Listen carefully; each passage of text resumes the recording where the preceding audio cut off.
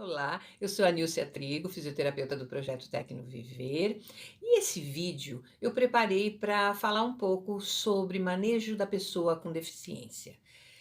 Esse vídeo é para você profissional, físio, fono, TO, é para você também profissional de instituições de longa permanência, é para você um profissional que atua na escola, e para você, pai, mãe, parente de uma pessoa com deficiência que tem o seu cuidado no dia a dia. Então eu procurei juntar algumas informações que eu achei importantes e úteis para o seu, lidar diário com a pessoa com deficiência, ok?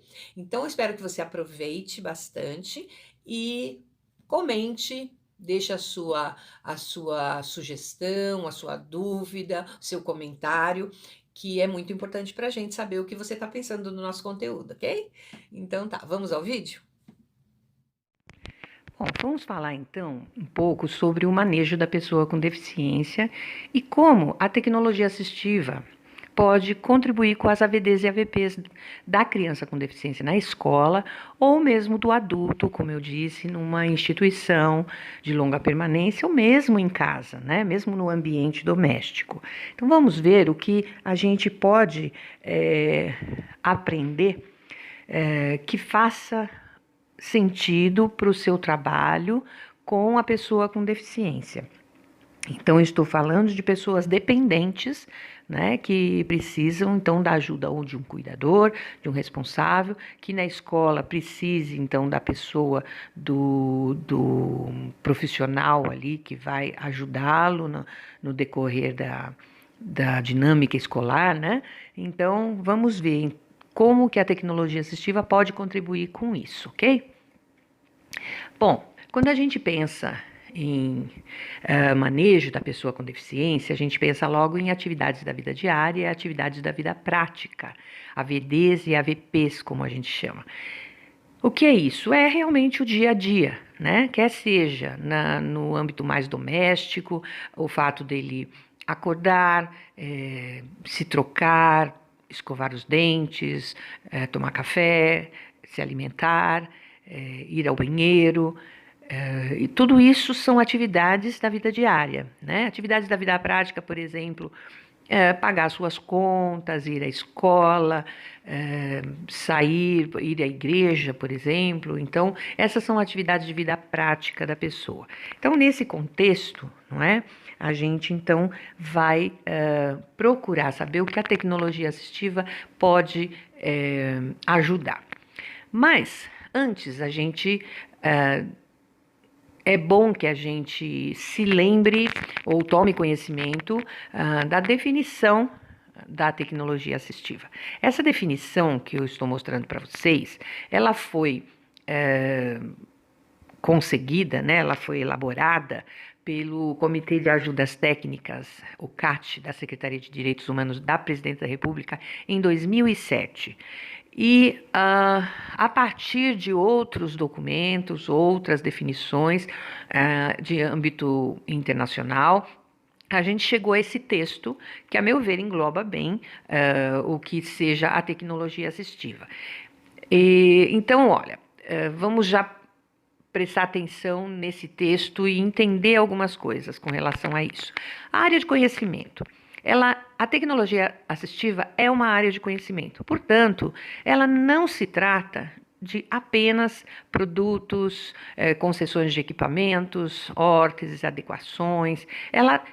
Tudo isso faz parte da tecnologia assistiva, mas ela não é só isso. Ela é uma área de conhecimento. O que é isso? É uma área do conhecimento onde as pessoas vão pesquisar, as pessoas vão desenvolver projetos, elas vão se aprofundar na questão da funcionalidade da pessoa com deficiência. Então, esta área, o que a gente chama hoje de tecnologia assistiva, é uma área de conhecimento, certo? E é de característica interdisciplinar. Ou seja, muitas vezes a gente coloca para um ou dois profissionais apenas, né? Às vezes a gente pensa só no terapeuta ocupacional e no fisioterapeuta para essa área de conhecimento, para a tecnologia assistiva. Mas não. ela é interdisciplinar, né? Engloba muitos outros profissionais. Quando a gente vai pensar em acessibilidade, a gente pensa nos arquitetos, nos engenheiros, nos técnicos em edificações. Quando a gente pensa em aprendizagem, a gente também tem a ver com fonoaudiologia e por aí vai, né? Tem vários outros. Quanto mais profissionais de áreas diferentes estiverem pensando essa questão, mais ela vai poder abranger uma maior gama, né, de situações e de necessidades. Então, é muito importante que a gente tenha essa noção de que não é apenas a fisioterapia ou a terapia ocupacional que trata dessa questão. Bom, e ela engloba o quê? O que faz parte de tecnologia assistiva? Como eu já falei, os produtos, né, ou seja, as cadeiras de rodas, os andadores, as órteses, as próteses, elas fazem parte. Mas também fazem parte os recursos, né, as metodologias, como eu faço as coisas, se eu crio um método, né, para a transferência de um paciente, eu estou fazendo tecnologia assistiva. Não é? Se eu ensino um método, né, se eu elaboro uma metodologia que vai ajudar no manejo e na funcionalidade de uma pessoa, eu estou atuando na tecnologia assistiva. Estratégias, práticas, serviços, tudo isso engloba a tecnologia assistiva. E objetivam o quê? Promover a funcionalidade. Então, o objetivo da tecnologia assistiva, de todas essas coisas que eu falei, é promover a funcionalidade. Quer dizer, é fazer com que a pessoa com deficiência consiga dar função àquilo que, àquela habilidade que ela tem. Não é? A gente sabe que a deficiência é a perda da capacidade de algumas habilidades, não é? Então, quando eu vejo a funcionalidade das habilidades que ela tem, isso promove, então, uma melhor qualidade de vida, maior independência, maior autonomia e a inclusão social dessas pessoas. Não é? E então, voltando ali na funcionalidade relacionada à atividade e participação de pessoas com deficiência, incapacidades ou mobilidade reduzida, não é? Então, todas essas pessoas, elas se servem da tecnologia assistiva para conseguir a sua autonomia, a sua independência, a sua qualidade de vida e a sua inclusão social. Isso é tecnologia assistiva. Bem, nós temos a tecnologia assistiva, então, atuando, né, assim, servindo às diferentes condições, diferentes situações da pessoa com deficiência. Então, vamos começar falando sobre a alimentação. Como é que a tecnologia assistiva pode ajudar na alimentação? Principalmente, né, promovendo a autonomia, a segurança e o conforto na hora da alimentação. A gente sabe, né, que a hora da alimentação, para a gente, para todo mundo, é uma hora bastante importante, não é? Muitas vezes, hoje, na correria do dia a dia, nós não estamos dando tanta importância para esse momento, mas ele continua sendo muito importante para a nossa vivência, para o nosso convívio social. E promover isso, né, para uma pessoa com deficiência é muito importante, promover autonomia nessa hora. Para isso, né, a tecnologia assistiva, então, olha para o mobiliário. Então, a gente prevê o mobiliário adequado para que a pessoa possa se alimentar, por vários motivos, né? E voltando a questão do conforto, né, e da segurança na hora e da autonomia na hora da alimentação. Aí a gente tem na foto à esquerda um tipo de mesa. Eu, numa visita escolar que eu fiz, eu me deparei com esse tipo de mesas numa escola de primeiro fundamental. As crianças eram bem pequenas. E eu achei interessante, por quê? Porque muitos dos alunos que tenham deficiência, mesmo que usem cadeira de rodas, eles podem ser acomodados nessas cadeirinhas. Não é? Tem um tamanho pequeno, logicamente, é para um determinado tamanho de criança. Mas não é porque ela usa cadeira de rodas que ela não pode, na hora da alimentação, se sentar aí. Não dá para ver muito bem, mas tem um cinto de segurança ali. E por ter esse recorte na volta toda da criança, dá a segurança que qualquer criança precisa, né? Mesmo aquela que não tem um bom controle de tronco, ela vai conseguir, com algumas adaptações, se colocar nessa mesinha para poder comer com os coleguinhas. Isso é inclusão, né? Então a gente tem que ir pensando sempre nisso. E a tecnologia assistiva, então, entra nessa parte. Essa cadeira da direita já é uma cadeira maior, né? Que no caso, muitas vezes, quando não se consegue posicionar a criança na hora da refeição na mesa juntamente com as outras crianças, que é o ideal, a gente ainda tem esse recurso, né, que é essa bandeja atividades e que não serve só para alimentação, logicamente, né? É uma bandeja que a gente chama de bandeja de atividades. Então, para apoiar ali o prato, para apoiar ali a refeição e fazer uso dela na hora da alimentação. Muito bem. Esse tipo de recurso, que é a bandeja, ela também pode ser usada em cadeiras para adultos, né? Existem as bandejas também para cadeiras de adultos, e aí vai da análise e vai da avaliação do profissional que vai vê-lo ou da família que vai saber das adaptações que são necessárias, sempre visando, então, a inclusão dessa pessoa.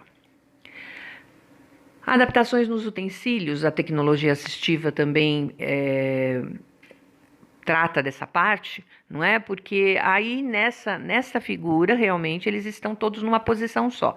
Mas no caso, como aquela primeira figura que eu mostrei, às vezes a pessoa não consegue fazer o movimento. Se você reparar, na hora de você se alimentar, você não só pega o talher e leva à boca. Se você notar o seu punho, o movimento que ele faz é um movimento fino, não é? E muitas vezes a pessoa que teve uma lesão ou tem alguma incapacidade musculoesquelética, ela não vai conseguir fazer esse movimento, que às vezes é muito simples para a gente, mas para ele é muito difícil. Então, não vai conseguir levar o alimento à boca. Ele pode até conseguir pegar ali no prato, mas não consegue levar. Então, o que faz o profissional, geralmente, nesse caso, o terapeuta ocupacional?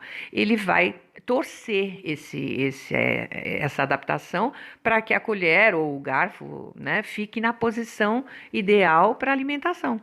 Então, são coisas simples, coisas de baixo custo, que promovem a autonomia da pessoa, numa hora tão importante como a alimentação. Na outra foto, temos os copos e canecas, né, que também podem ser usadas de acordo com a habilidade restante da pessoa, né? Tudo isso, a gente não pode esquecer que esse momento é um momento de inclusão. Tanto na escola como no trabalho, a pessoa não é por estar numa cadeira de rodas que ela tem que ficar à parte do convívio das outras pessoas. Isso em casa, isso numa instituição, isso na escola, tudo tem que ser feito e pensado a partir de um único objetivo, que é a inclusão da pessoa com deficiência. Hoje ainda falei com uma filha de uma senhora, né? A mãe dela teve um AVC, ou AVE, não é? E um acidente vascular encefálico, tinha lá uma dificuldade num lado do corpo, e estava com afasia também, ou seja, né, a impossibilidade de comunicação verbal, né? Ela não conseguia falar com as pessoas. E eu tive uma conversa com ela sobre inclusão. Por quê? Porque muitas vezes a pessoa se depara com alguém que perdeu a habilidade de falar, perdeu a habilidade de andar, de se locomover. e de fazer as coisas de uma forma padrão, né? Porque não tem habilidade num dos membros superiores, o que que acontece? As pessoas acabam achando que aquela pessoa não está ali, que aquela pessoa não perdeu todas as capacidades.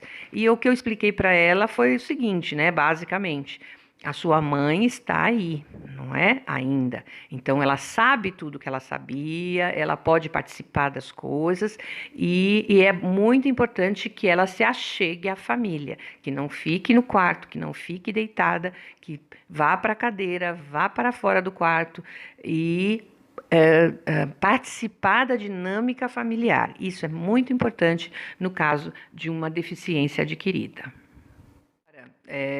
Com relação à alimentação, nós temos algumas questões de manejo mesmo, né?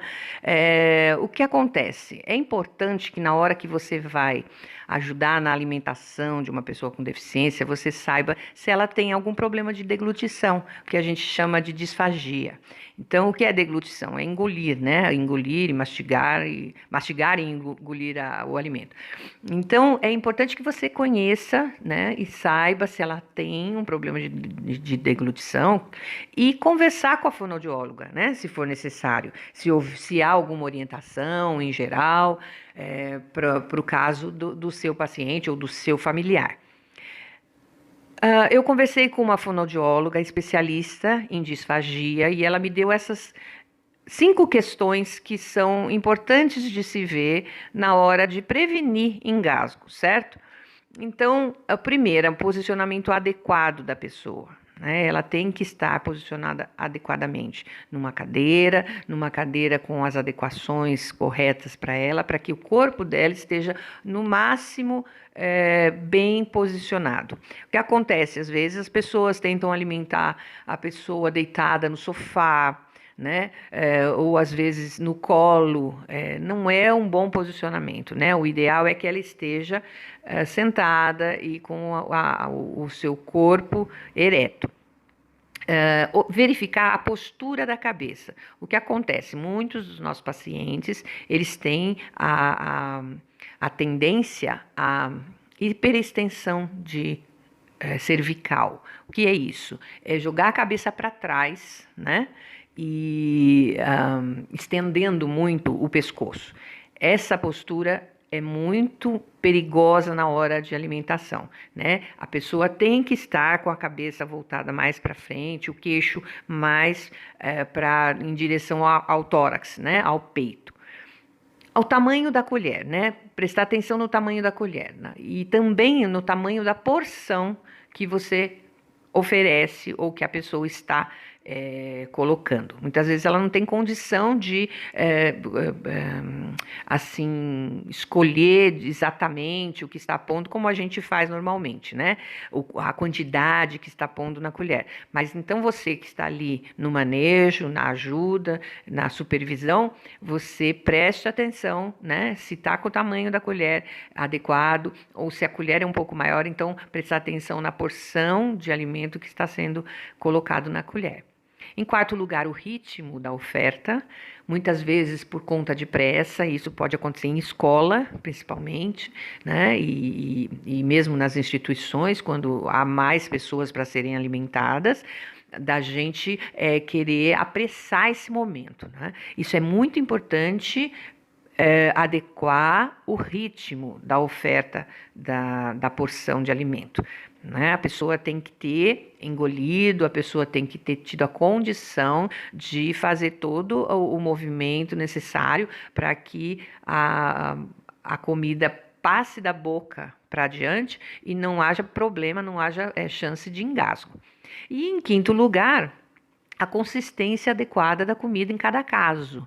Então, assim, nem sempre a pessoa precisa de tudo passado no liquidificador, né? Às vezes ela está numa fase que vai para a peneira, que vai só para comida amassada, ela pode comer alguns pedaços, ela tem condição de mastigar, então tudo isso tem que ser observado, não é? E quem melhor vai poder orientar você é justamente a fonoaudióloga de referência. E em questão de engasgo, né, pode acontecer, a gente tem a manobra de Heimlich, que a gente já conhece, não é? É uma questão de realmente ir atrás, treinar um pouco para ficar pronto para, se precisar, usar essa manobra, né? Que na questão de acontecer algum engasgo realmente. É uma manobra que é muito eficaz, mas que precisa um certo treino, né? Nos desenhos e na foto a gente percebe, né? Basicamente é abordar a pessoa por trás, né? Com as mãos, os punhos seguros, né? Na frente, na região do externo aqui, do fim das costelas aqui, no meio do tórax, você apertar contra o seu corpo, né, contra uma coisa rígida, que no caso da foto ali você está vendo que a coisa rígida é o encosto da cadeira, né, e fazer com que então a pessoa possa expelir aquele objeto, o pedaço de alimento que está causando engasgo, tá certo? Então, isso pode acontecer e é bom que a gente esteja pronto e preparado e treinado. E o que é importante? Sempre promover a inclusão da pessoa na hora da refeição. Vamos lembrar, gente, que a nossa cultura, a cultura brasileira, ela é formada, ela tem uma grande parte formada ao redor da mesa de refeição. Né? Quanta gente a gente sabe que na nossa casa mesmo, né? Que a gente diz, olha, as conversas melhores, os momentos gostosos são na cozinha, na mesa de refeição. Então, isso faz parte da nossa cultura. Então, quando você mantém uma pessoa alienada disso, você está tirando a possibilidade dela participar de uma coisa tão gostosa, tão prazerosa, que é a refeição na nossa cultura. Então, sempre, sempre promover a inclusão da pessoa com deficiência na hora da refeição. Falando um pouco sobre o que a tecnologia assistiva tem e pode ajudar em relação ao manejo da pessoa com deficiência, a gente também aborda a questão da higiene. Né? A tecnologia assistiva está ali com as cadeiras higiênicas e as cadeiras de banho, para justamente promover esse momento, né? Promover a esse momento um momento de segurança e de conforto, com as cadeiras higiênicas e cadeiras de banho. Mas primeiro a gente precisa saber a diferença entre as duas, né? A cadeira higiênica, que é basicamente a que está à esquerda, né?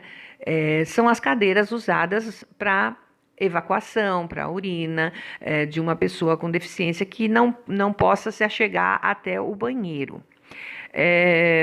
Então, nesses casos, elas têm esse coletor, mas existem também as cadeiras de banho que podem ser colocadas, podem ser encaixadas no vaso sanitário e daí elas se transformam numa cadeira higiênica, não é? Então, o mais normal é a gente ver realmente as pessoas usarem a própria cadeira de banho, que encaixa no vaso sanitário para que a pessoa, então, possa usar. Mas, no caso de não ser possível, existe, então, as cadeiras só higiênicas mesmo, que são essas cadeiras que têm esse coletor, que pode ser tirado para higiene e tal, para asepsia, não é? E as cadeiras de banho, que são essas cadeiras que a gente conhece, elas têm muitos modelos, muitas tipos, né? Fabricantes, muitas ideias diferentes, mas essa que eu coloquei aí é a mais básica, não é? É a mais básica, é a que a gente encontra em todo lugar. A banqueta de cima, né? Essa que não tem rodas, é uma ideia que a gente está começando a implantar no nosso serviço, que é uma possibilidade para as pessoas que têm condições de fazer a sua transferência com razoável facilidade. Então, o que acontece? Muitas vezes a gente tem pessoas, por exemplo, que tiveram um AVC. Mas elas conseguem minimamente sair, às vezes até andam, não é? Às vezes até andam com dispositivo de auxílio, né? Mas muitas vezes elas usavam essas cadeiras de rodinhas e tal. As cadeiras de rodinhas, elas acabam, nesse caso, sendo um pouco inseguras. Porque se a pessoa vai fazer a sua própria transferência, essa rodinha acaba atrapalhando, porque você tem que frear as rodinhas, você tem que ter cuidado, né, para que ela não escorra. E a banqueta, ela não faz isso. Como ela é fixa e as sapatas, que são aquelas borrachas no final do pé ali, elas têm um formato que, com o peso da pessoa, elas se transformam como se fossem ventosas. Então, com a pessoa sentada, ela se fixa no chão, né, e dando maior segurança. E elas têm de vários modelos, desde só o banco, né, a parte de baixo, assim, até então com o encosto e essa completa que tem o encosto e o apoio de braço. Isso vai depender o quê? Vai depender do quanto a pessoa se controla, né? Controla o seu corpo, controla os seus movimentos. Então, é uma opção de cadeira, né? De equipamento para banho, para higiene, que a gente então está implantando. Mas o que acontece com a higiene, né, da pessoa com deficiência? Para que esses produtos, esses equipamentos servem, né? Principalmente para que a pessoa com deficiência ela tenha segurança, conforto e privacidade na sua hora na hora da sua higiene. Então, é muito importante, porque como aquela cadeira higiênica ali na esquerda, ela tem o coletor, certo? Então, o que pode acontecer, né? Da pessoa ter a tendência de pegar, colocar a pessoa ali para fazer sua higiene no local onde possa estar passando pessoas, ou então possa entrar pessoas, né? Então, é muito importante que quando você coloque uma pessoa numa cadeira higiênica, mesmo que não seja exatamente no banheiro, você mantenha as portas fechadas, deixe claro para ela que você está fazendo isso, não é? Por quê? Para que ela se sinta num ambiente privado, porque nós temos como cultura nossa que esse momento é privado, que é um momento muito íntimo. Então, não é porque a pessoa está necessitando de um equipamento que ela não precisa de privacidade. Não é? Não é porque é uma criança, por exemplo, numa escola que usa fralda e que está em processo ali de usar a cadeira de higiênica que você vai sair anunciando por toda a escola que está na hora dela ir ao banheiro. Então, assim, sempre essa questão da higiene tem que ser tratada com muita discrição, não é? O banho a gente costuma ter mais privacidade um pouco, pensar um pouco mais na privacidade, mas às vezes na hora da higiene, da evacuação, da urina, a gente não se preocupa tanto com isso. E é muito importante que a pessoa com deficiência, ela se sinta segura, confortável e num ambiente privado, né? Que a sua intimidade não seja, assim, não respeitada. Nós temos também as adaptações no vaso sanitário. A tecnologia assistiva, então, pensa em algumas soluções, né, para tornar esse momento mais fácil, mais funcional. Então, as adaptações no vaso sanitário geralmente são de altura, porque muitos dos nossos pacientes não conseguem, eles até conseguem sentar, mas na hora de levantar fica difícil, né? Então, esse tipo de elevação do vaso sanitário ajuda bastante. Em casos mais leves, o da esquerda, que é simplesmente a elevação, e que tem várias alturas, esse elevador aí, essa peça, e o caso aqui da foto à direita, que tem as manoplas, né, os braços ali para segurar, para ajudar, inclusive, a sentar e a levantar, né? Mas nós temos também uma solução mais que não é fabricada, né? É uma solução, se você reparar ali, né, foi feita uma base para esse vaso sanitário, já da altura que precisava para que aquele idoso pudesse ter a sua autonomia na hora de sair do vaso, não é? O idoso geralmente perde muito da capacidade dos membros inferiores por conta de perda de massa muscular e de força, né? Na parte da coxa aqui. Então, ele não consegue realmente levantar com facilidade.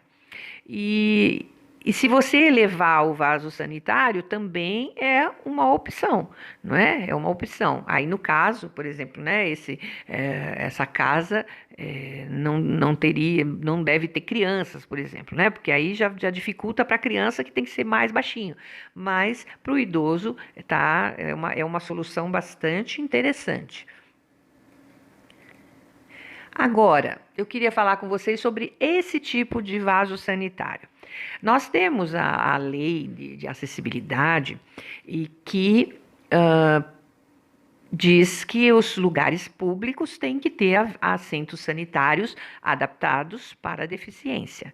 E eu já me deparei em alguns lugares que eu fui com esse tipo de assento colocado em restaurante, em rodoviária. Então, vamos pensar bem, gente. Isso não é um assento adaptado, isso é um assento hospitalar. Por que hospitalar? Você está vendo o tamanho da fenda que ele tem na frente? É para que a enfermagem possa fazer o procedimento que tiver que fazer ali, né? Possa ter acesso. Então, essa pessoa, ela está tendo todo o manejo de outras pessoas. Esse vaso não dá autonomia para ninguém. Né? Eu ouvi de pacientes que falaram, olha, porque como eles não têm geralmente o controle das pernas, justamente, né? A perna caía no meio do vaso ali, e aí que ele não conseguia mesmo sair do vaso, a transferência ficava quase que impossível, né? Então perde-se totalmente a autonomia num equipamento desse. Então isso, gente, não é um assento adaptado, é um assento hospitalar, ok? Finalizando, a regra de ouro para a higiene nunca é demais lembrar, né, que é segurança, conforto e privacidade, né? Bom, gente, é isso aí. Eu tentei passar algumas informações, é muita coisa. A gente vai continuar falando sobre isso, vai continuar se aprofundando um pouquinho mais em algumas coisas que sejam interessantes para vocês.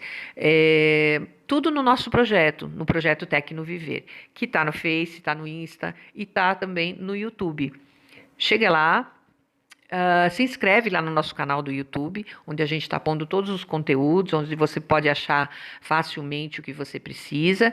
E entra aí nos comentários, questiona, fala com a gente, para que a gente possa produzir conteúdos que realmente valham a pena para a sua vida e para uma vida ser bem vivida. Tchau!